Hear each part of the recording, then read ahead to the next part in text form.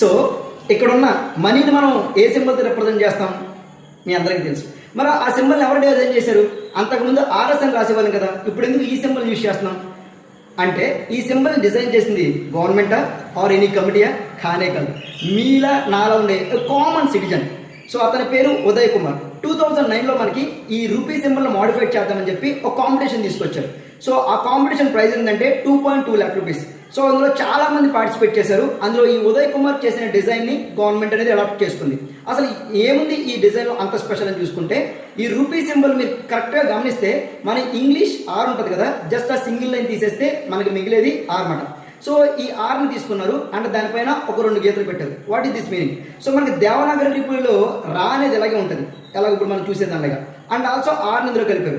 దేవనాగరి లిపి భాషని and also ఇంగ్లీష్ని కలిపి డిజైన్ చేసిందే ఇప్పుడున్న రూపీ సింబల్. అండ్ పైన మీకు ఒక 2 గీతలు ఉన్నాయి, that's represent our national flag. So మన ట్రై కలర్ నేషనల్ ఫ్లాగ్ ని ఆ 2 గీతలతో మనకి రిప్రజెంట్ చేస్తున్నారు. అండ్ ఆ 2 లైన్స్ కూడా ఈక్వాలిటీకి సింబల్. సో ఇండియన్స్ అందరూ ఈక్వల్ కాబట్టి మనకి ఆ సింబల్ని తీసుకొచ్చారు. So this is the history for the design of that rupee symbol.